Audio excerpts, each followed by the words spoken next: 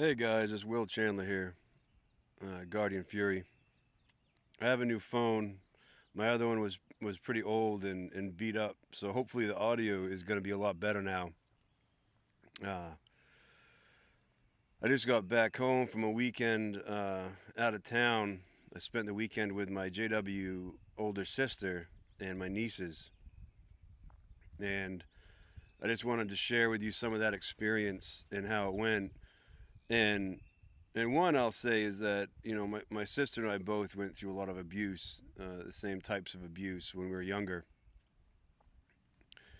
And it's definitely greatly affected both of us. I think the difference is I've been much healthier over the years, I think, in large degree because I got away from the JWs when I was 16.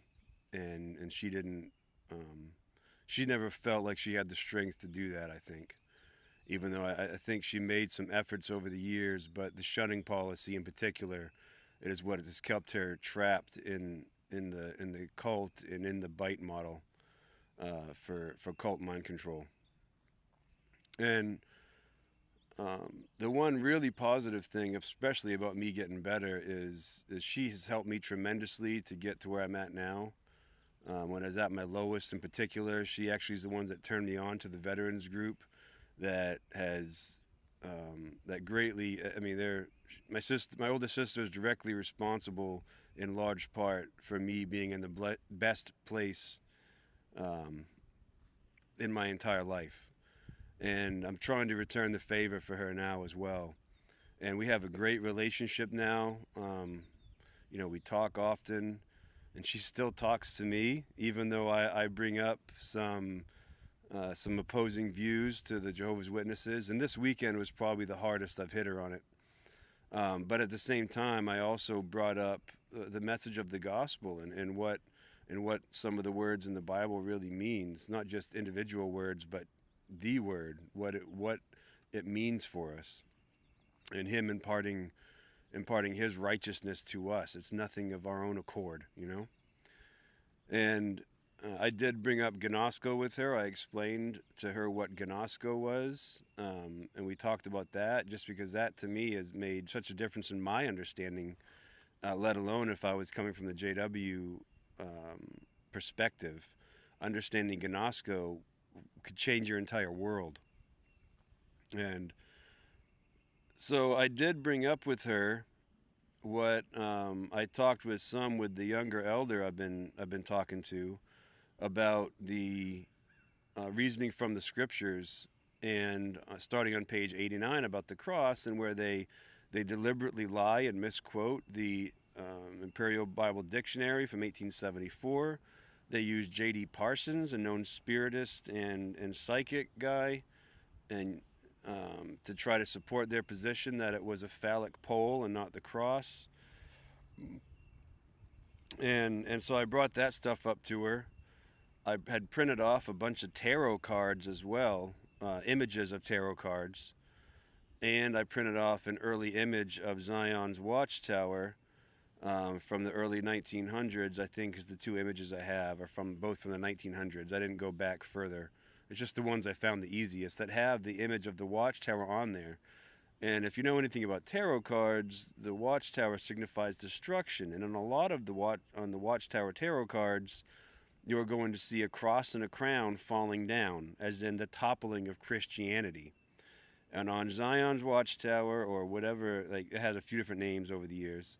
So on the original Watchtower artwork, you had the Freemasonry cross and crown tilted at an angle to signify the 33rd degree of Freemasonry, and also to signify the toppling of Christianity. So you have the cross and crown on the Watchtower, just like you do on a lot of tarot cards. And again, the tarot card signifies destruction and the toppling of the cross and the crown, the toppling of Christianity, the toppling of Jesus as your king, right? And so I also brought up the Freemasonry connection with C.T. Russell. My own family history on both sides is very steeped in Freemasonry. Fortunately, one of my grandfathers, once he found out, was violently opposed to the Freemasons. I think I've mentioned this on a video before, though. And so I have, like, my bloodline goes to the Prentices on one side, and if you know anything about Freemasonry and the name Prentice, that goes back all the way to the Freemason founding of this nation. And um, and so I showed her the pictures, and you can see the all-seeing eye, the eye of Horus. Again, that would be very much supported by J.D. Parsons, who's referenced in the Reasoning from the Scriptures book, because he's trying to prove, J.D. Parsons in one of his books is trying to prove that Horus is Jesus and vice versa.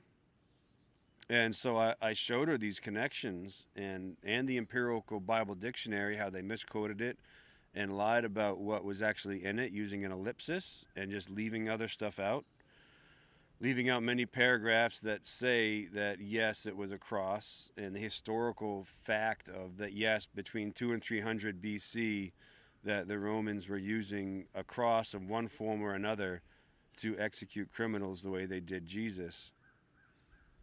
And um, so I was able to share all this stuff with her, and it was, again, you could watch the cognitive dissonance.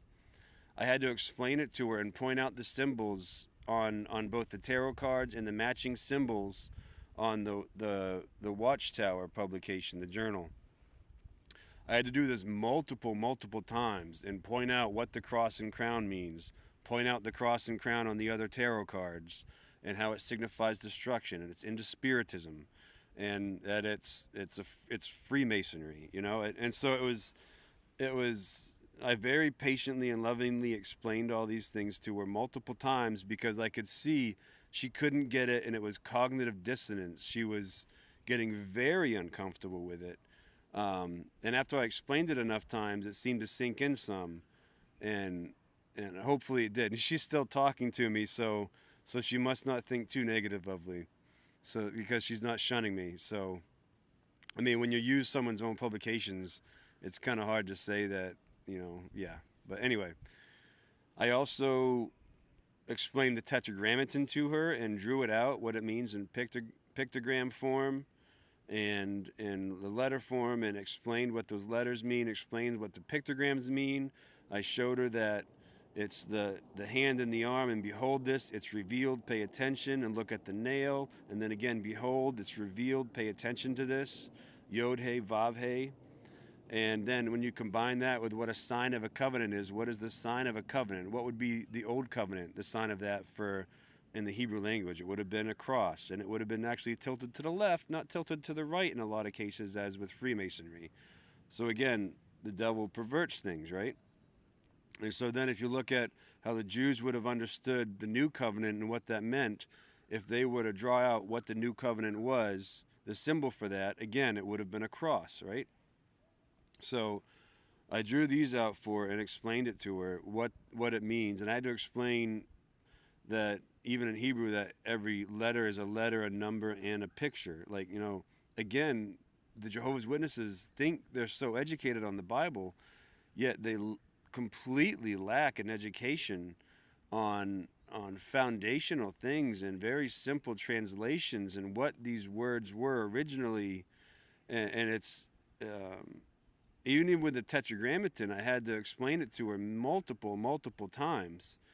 And then when I combine it together, when you combine together the pictograms of the tetragrammaton with what the sign of a covenant is, you're going to have a man being crucified on a cross.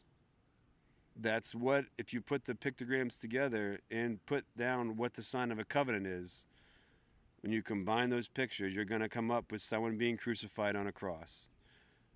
And again, I had to show that to her multiple times and explain it to her multiple times because, again, I was watching cognitive dissonance in action the entire time because it goes exactly opposite everything she was told. But I've been able to firmly establish with her and show her what the tetragrammaton means and how it points to Jesus. And I was also able to show her the link between Spiritism and the Watchtower, and the tarot cards against Spiritism and the original Watchtower, and the fact of C.T. Russell and his connections to Freemasonry, um, and the connections I know about just from my own grandfather.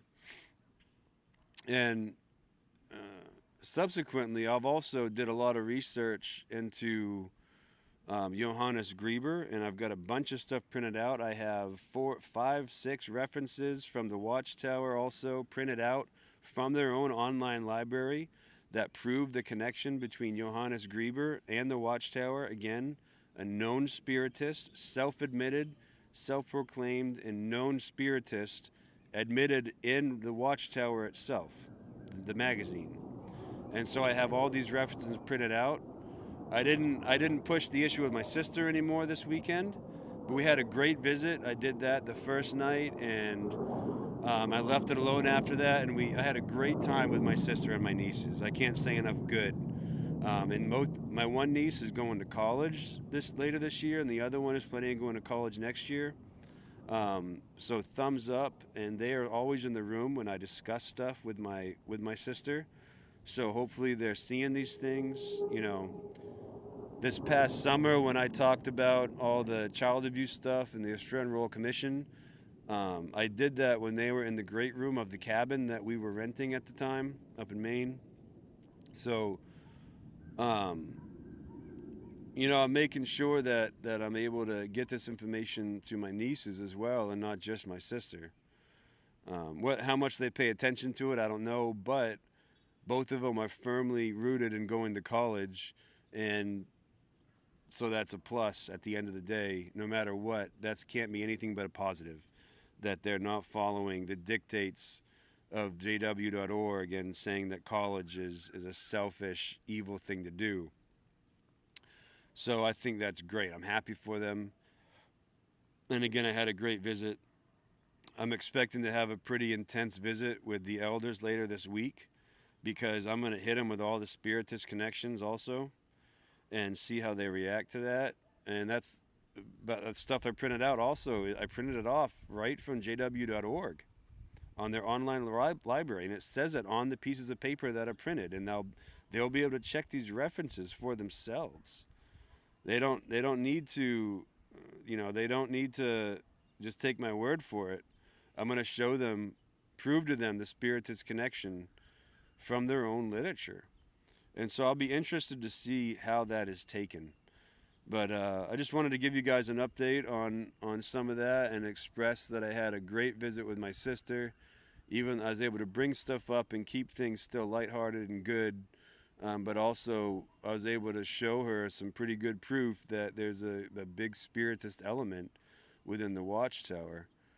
And to include the rings that some of the governing body members wear on the broadcast sometimes, which are, if you know, Masonic rings are a dead fit for what a Masonic ring is on your right ring finger.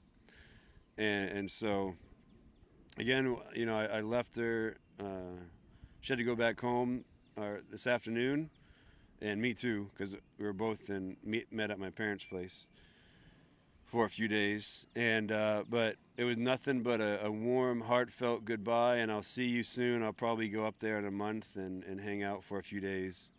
But yeah, it's all looking up, and I think, again, knowing your audience, approach things in the right way, and I think with someone that has a little bit of reasoning skills, you can get pretty far if you approach things in the right manner. And I just wanted to share that experience and express how happy I am about it.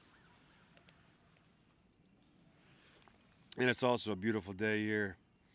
A little bit chilly, but not bad. Beautiful day here in Eastern Virginia. So this is Guardian Fury, and you guys have a good one.